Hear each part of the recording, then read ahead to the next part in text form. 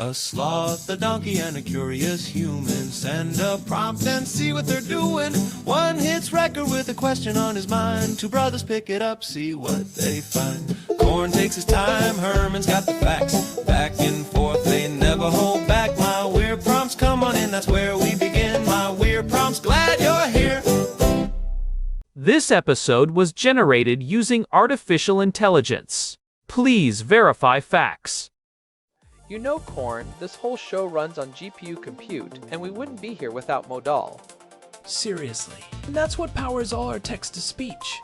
Everything you're hearing right now.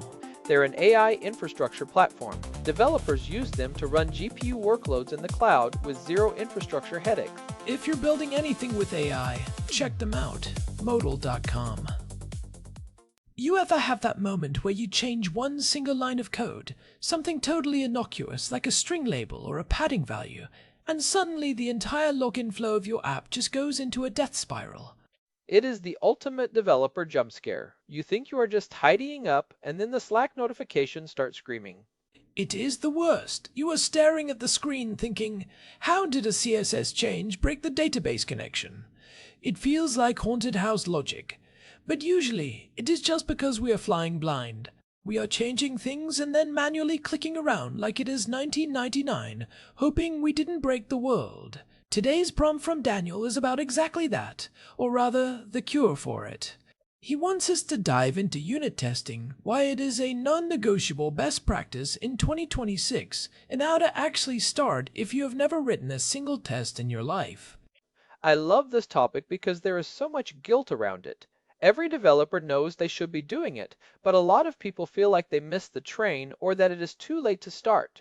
And by the way, today's episode is powered by Google Gemini 3 Flash. It is helping us map out this testing landscape. Gemini is probably better at writing tests than I am, honestly. But look, let's start with the basics for anyone who has been avoiding this. When we say unit testing, we are not talking about some massive, complex end-to-end simulation of the entire internet. We are talking about testing the smallest possible unit of code, right? That is the core of it. Think of a unit as a single function or a single component. It is about isolating that one piece of logic from everything else, the database, the network, the file system, and just asking it, hey, if I give you the number 5, do you actually return 10? It is a controlled experiment. So it's essentially just a script that runs your code for you to make sure it's not lying to you.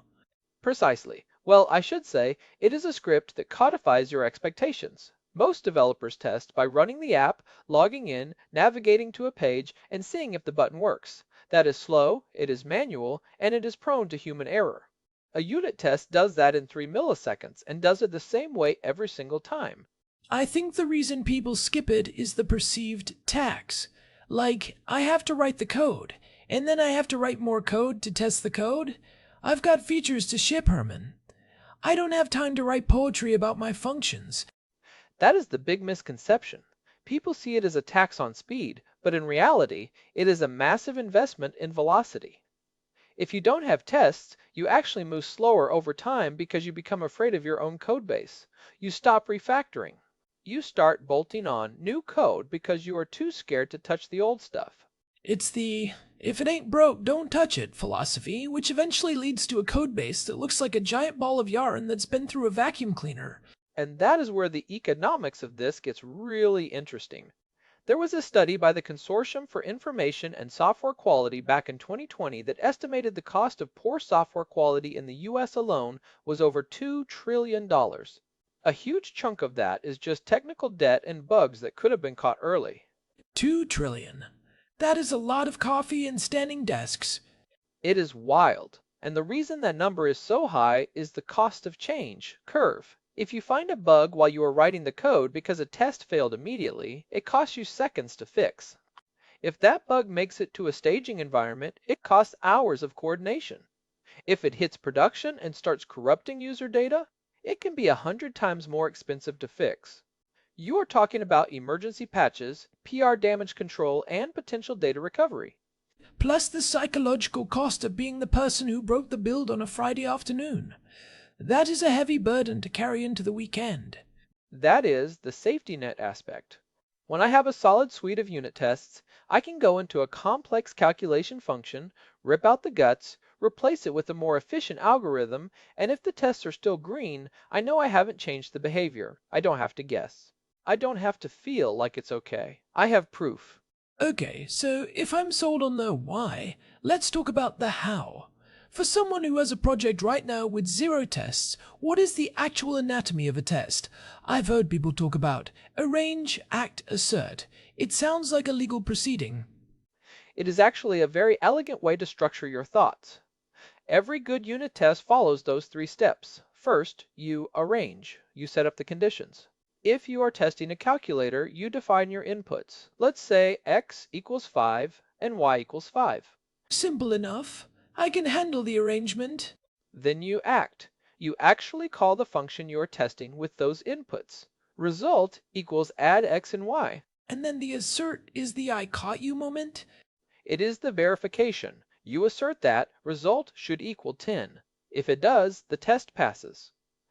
If your function accidentally returns 50 because you used a multiplication sign instead of a plus sign, the assertion fails. The test runner turns red, and you caught the bug before it ever left your machine.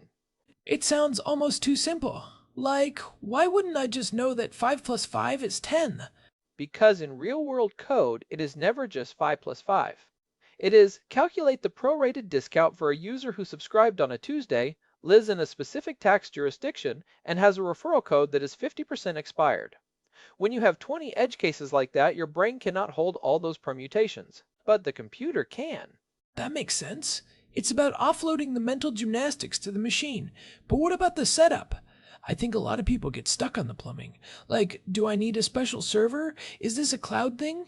Not at all. In 2026, the tooling is incredibly streamlined. If you are in JavaScript or TypeScript, you just run npm install save devgest or use something like Vitest. If you are in Python, you just pip install pytest. These are local tools. They run on your laptop. They don't need an internet connection. They just scan your folders for files that end in .test.js or something similar and run them. So it's literally just another command in my terminal. No fancy infrastructure required. And once you have that runner, you start seeing the second order effects. This is the part that actually makes you a better developer, not just a more careful one. When you start trying to write tests, you quickly realize which parts of your code are untestable. Untestable? You mean like code that is just too cool for school? More like code that is too tangled. If you have a function that calculates a price, but inside that function, it also calls a database, sends an email, and checks the current weather via an API, that function is a nightmare to test. You'd have to set up a fake database and a fake weather service just to check if the math is right.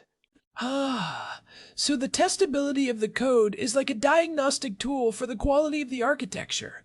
If it's hard to test, it's probably bad code. You nailed it. It forces you toward pure functions. A pure function is the holy grail of unit testing. It takes an input, returns an output, and has 0 side effects. It doesn't reach out to the world, it just lives in its own little logic bubble. The more of your app you can pull into pure functions, the easier it is to test, and the more reliable it becomes. So by trying to write a test, I might realize I need to break my giant 1,000-line function into 10 smaller focused functions. And suddenly, my code is more readable, more modular, and easier for the next person to understand. It's a virtuous cycle. You start writing tests to catch bugs, and you end up with better designed software as a byproduct. It's like how learning to cook doesn't just give you a meal, it teaches you about ingredients and timing and organization. I like that. But let's get practical. If I'm sitting at my desk right now, listening to this, and I've got a utility file with some string helpers or some math logic, what is the first actual step? Step 1. Pick one function, just one. Don't try to test the app, that is too overwhelming. Pick a function that does something clear, like format currency or validate email. Okay, I've got my format currency function. It takes a number and returns a string with a $sign and 2 decimals. Perfect. Step 2. Install your runner. Let's say you're using Node. Install Jest. Step 3. Create a new file right next to your utility file called formatcurrency.test.js. And what goes in that file? Do I have to import the whole world? Just the function. You import format currency. Then you write a simple test block. In jest, it looks like test, quote, it should format numbers to 2 decimals, comma, arrow function. Inside that function, you do your arrange, act, assert. Arrange, const amount equals 12.5. Act, const result equals format currency amount. Assert, expect result to be $12.50. And then I just type npm test in the console? And you watch for that green check mark. It is a tiny hit of dopamine. It feels great. But then, and this is the pro move, you try to break it. Why would I want to break my own heart, Herman? Because that is where the real testing happens. What happens if you pass null to your currency function? What if you pass a negative number? What if you pass a string that says banana? My function would probably explode. It would return $banana or just crash the server. So you write a test for the banana case. You assert that it should return 0.00 or throw an error. Now, you've not only tested the happy path, but you've also hardened your code against the weird stuff that users or other developers will inevitably throw at it. It's like building a little fence around the edge cases. I can see how that would prevent a lot of those "how did this happen" bugs in production, but I can already hear the skeptics. They're saying, Herman, I have a legacy codebase. It's 10 years old, it's all coupled together, and there are no pure functions. Testing is impossible for me. That is where mocks and stubs come in. You don't have to refactor the whole world on day one. If your function is tied to a database, you can use a library to create a mock database. It's a fake object that pretends to be the database but just returns whatever data you tell it to for that specific test. So it's like a Hollywood movie set. The front of the building looks real, but there's nothing behind the door. That is exactly what it is. It allows you to isolate the logic you care about without needing the entire infrastructure to be running. It is a bit more advanced, but it means you can start testing even in messy, older code bases. You mentioned something earlier about test-driven development, or TDD. Is that the same thing, or is that like the black belt version of this? TDD is a methodology where you actually write the test before you write the code. It sounds crazy at first. How can you test something that doesn't exist? It sounds like trying to check if a ghost is wearing a hat. Kind of. The idea is you write a test for the behavior you want. The test fails because the code isn't there. Then you write the bare minimum code to make the test pass. Then you refactor. Red, green, refactor. It's a very disciplined way to work that ensures you never write more code than you need, and that everything you write is tested from second one. I can see the appeal, but for a beginner that feels like a lot of pressure. I think just getting that first green check mark on an existing function is probably the best way to break the ice. I agree. Don't worry about TDD yet.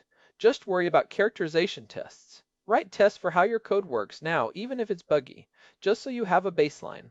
Then, when you go to fix the bug, you'll have a test that fails when the bug is present and passes when it's fixed.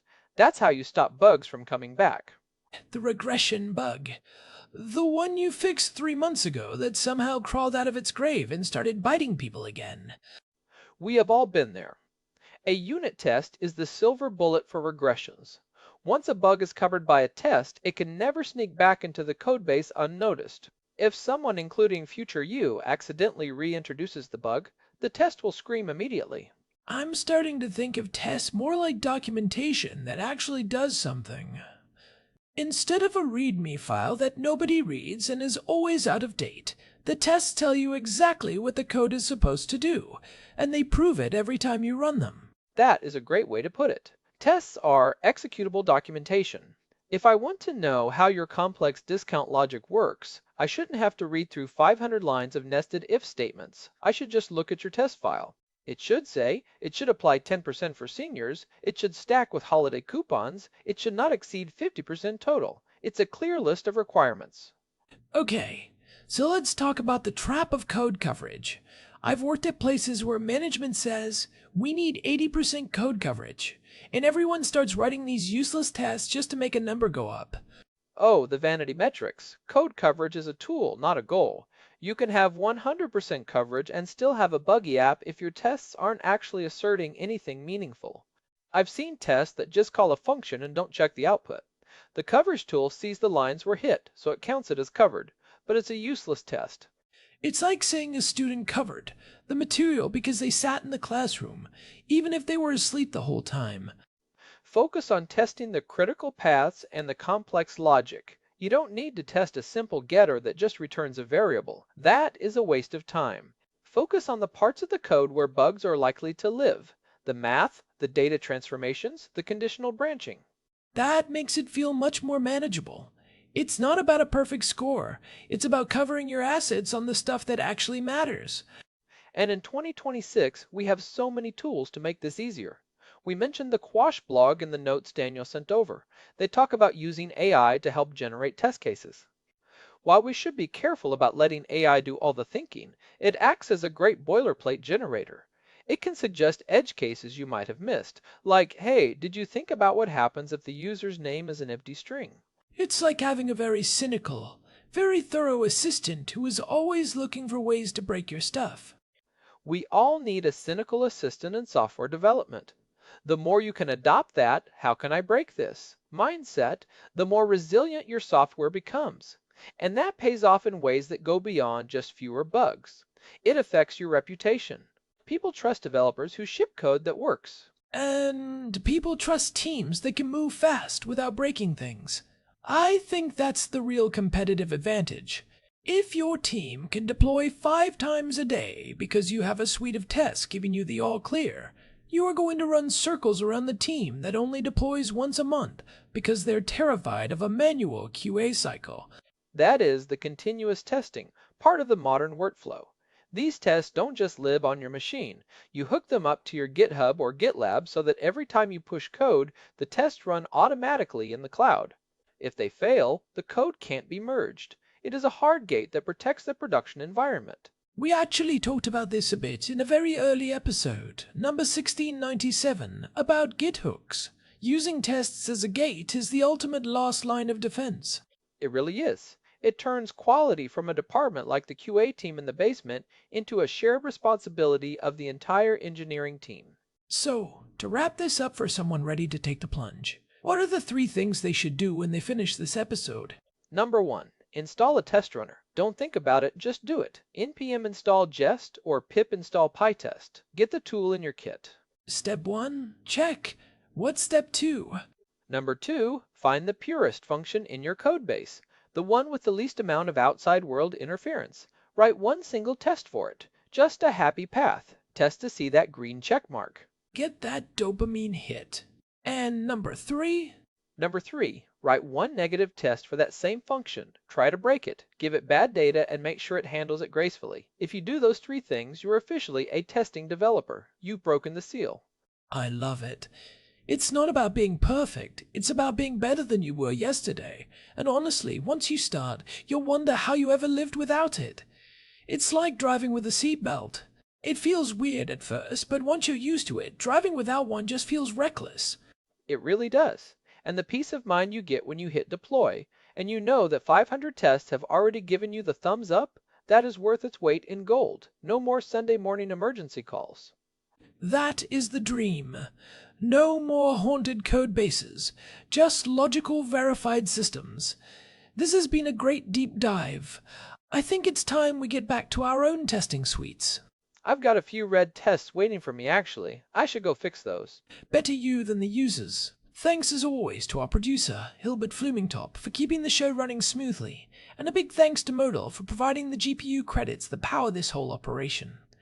If you found this episode helpful, please do us a favor and leave a review on your favorite podcast app. It really helps other developers find the show and join the conversation. You can find us at myweirdprompts.com for the full archive and all the links we mentioned today. This has been My Weird Prompts. See ya. This episode was produced using Google Gemini 3 Flash, text-to-speech by Chatterbox. Thanks for listening to our show, My Weird